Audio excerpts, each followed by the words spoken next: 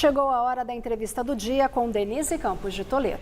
E vamos falar agora de eleições, questões eleitorais, regras e também embates entre os poderes. Eu estou aqui com o advogado Alberto Rolo, que é especialista em direito eleitoral. Doutor Alberto Rolo, boa noite. Boa noite, Denise. É um prazer estar aqui com você e com os amigos do Jornal da Gazeta. Eu que agradeço. Vamos começar falando aí das decisões do TSE em relação à inteligência artificial, que na verdade atinge muito as redes sociais, o que pode ou não ser veiculado durante a campanha. E mesmo fora da campanha, não é? Nesse final de semana a gente teve um detalhamento desse projeto.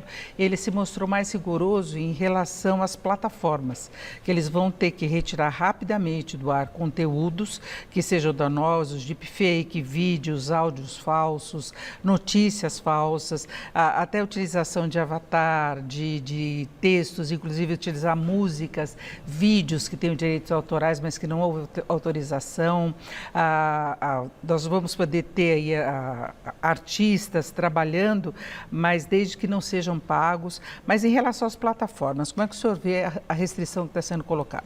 Denise, a gente tem que lembrar que nas últimas eleições a gente tem visto uma utilização muito maior dessa ferramenta, a internet, nas campanhas eleitorais. Eu sou do tempo que o pessoal ia para a rua e distribuía papelzinho, agora já não é mais assim. Ficou proibido também. Já não é mais assim. E precisa ter regulamentação. A gente não pode esquecer que tem um projeto de lei lá no Congresso que está parado, está engavetado, que disciplina o uso, né, das plataformas, das redes sociais. Então, o TSE cuidou de fazer. Enquanto o Congresso não trabalha, para depois ninguém reclamar, né, que isso é obrigação do Poder Legislativo, enquanto o Poder Legislativo não trabalha, o TSE foi lá e trabalhou. Então, pegando as experiências das últimas eleições e colocando essas restrições como você mencionou. Então, realmente tem mais restrições para não existirem abusos. A gente falava antes em lives eleitorais, agora as lives eleitorais são equivalentes a um verdadeiro comício eleitoral, então tem que ter regra. A gente falava em utilizar o Poder Judiciário, o próprio TSE, a Justiça Eleitoral, para pedir a remoção de conteúdo indevido, ilícito, ilegal. Agora, essa responsabilidade também vai ser dividida com as próprias plataformas. Eu acho que isso é um avanço, como disse o ministro Alexandre de Moraes, essa parte, né, das resoluções, da resolução que trata disso é uma das mais avançadas no mundo e precisa ter regulamentação. A gente já está cansado de ouvir dizer que a internet é terra de ninguém. Não pode ser internet terra de ninguém.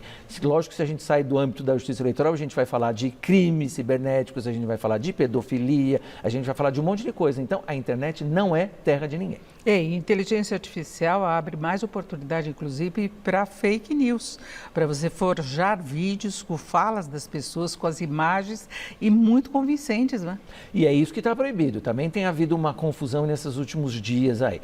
A inteligência artificial na campanha eleitoral não está proibida, o uso não está proibido. O que está proibido é você usar a inteligência artificial, os candidatos, partidos, coligações, para fazer deepfake, para fazer fake news, que é justamente você deturpar a imagem, o vídeo de um candidato ou do adversário, ou a voz do candidato ou do adversário, para transmitir uma mensagem que não é real. Então, por isso, deepfake e fake news. Isso já estava proibido antes, sem o uso da inteligência artificial, e continua e foi reiterado, com penas pesadas, hein, Denise? E talvez até as plataformas tenham que definir critérios do que vai ser veiculado, fiscalizado e ter pessoal preparado para isso, equipamentos para controlar também, para evitar problemas, porque eles vão ter que ter uma retirada imediata quando se constatar ou houver qualquer denúncia. Inclusive, os usuários podem denunciar quando sabem que é algum vídeo falso, né? Exatamente, é por isso que o pessoal das redes sociais não está satisfeito, não está contente, porque eles não querem ficar com essa responsabilidade. Inclusive, os candidatos, os eleitores, como você lembrou, Denise, também vão poder fazer essas denúncias e a obrigação é a retirada imediata. Agora, quem quiser usar, isso ficou muito claro na resolução relatada pela ministra Carmen Lúcia. Quem quiser utilizar a inteligência artificial de maneira lícita, legal, vai colocar lá um selo de identificação, porque o eleitor vai saber, olha, essa propaganda utilizou essa ferramenta. Eu acho difícil eles controlarem, tipo WhatsApp, Telegram, aí é outra coisa, porque são aqueles vídeos falsos que mesmo que sejam retirados das plataformas públicas, ficam rodando nos grupinhos e ganham força de verdade. Produzem um prejuízo muito grande, mas a gente tem que ensinar também os eleitores a se protegerem desse tipo de coisa. Como a gente tinha fake news sobre vacina, fake news sobre golpes aí no banco, abre site, dá seus dados, a gente vai chegar nesse ponto de aprender. Alguma outra regra mais relevante? Porque eles também definiram a questão de celular, consulta popular, cadastro biométrico, alguma novidade relevante? Muita coisa. Eu acho que o problema do uso do celular, armas no dia da eleição. Isso já tinha, né? Já veio da eleição 2022 e naquela época, em 2022, foi feito meio, né, de última hora e agora foi incorporada nessas resoluções com vigência para 2024, com bastante antecedência. Então, não pode levar o celular, não pode fazer vídeo do voto, não pode tirar foto do voto, não pode ir com armas, aquela história dos CACs, né, que tem possibilidade de andar armado quando for para o clube de tiro, esse tipo de coisa, não vão poder mais. Na véspera da eleição, 24 horas e 24 horas depois. Isso está muito claro. Perfeito. Agora vamos falar da questão das sobras, né, eleitorais, que na verdade quase todo mundo pensa em dinheiro e na verdade é sobra de voto. Sobra de voto, Denise. A gente tinha, né, no começo dos tempos, né, eu estava falando para você que eu sou do tempo em que só elegia candidato, deputado federal, deputado estadual e vereador, só serve esse raciocínio só serve para as eleições proporcionais, o partido que fazia 100% do quociente eleitoral. Agora a regra faz 100% na primeira conta, né? Faz 100% e o candidato tem que ter no mínimo 10%, para evitar que o telespectador, que o eleitor reclamasse. Mas como o candidato fez 100 mil votos e não se elegeu, o outro que fez menos, fez 80, fez 70 mil, foi eleito, por causa dessa conta do quociente eleitoral. Então, a primeira conta é 100% do quociente, o candidato no mínimo 10%. Na segunda conta, aí cai, a gente chama daquela receita 80-20. Então, o partido, para ter direito a essa vaga, tem que ter feito 80% do quociente dos votos do quociente eleitoral e o candidato no mínimo 20%. E essa alteração que houve agora recentemente, nessas últimas semanas, foi na terceira conta, na terceira sobra. Na terceira sobra, a lei de 2021, Denise, exigia esse mesmo cálculo, 80-20. E o STF, então, entendeu que nessa terceira conta, nessa terceira sobra, podem participar todos. Então, entendeu que essa receita de 2021 é uma receita inconstitucional. Então, na terceira conta, se houver, na terceira sobra, quando houver, participam todos os partidos com qualquer número de votos. Isso já vale para 2024, não foi Também retroativa, vale agora. Foi uma segunda discussão que houve, né? Então não foi retroativa, porque senão haveria 7 deputados federais que iam perder as suas vagas lá em relação a 2022, e aí por 6-5, foi uma maioria apertada, votação de 6-5, eles decidiram que essa conta vai valer então a partir de 2024, nessa eleição de vereador próxima.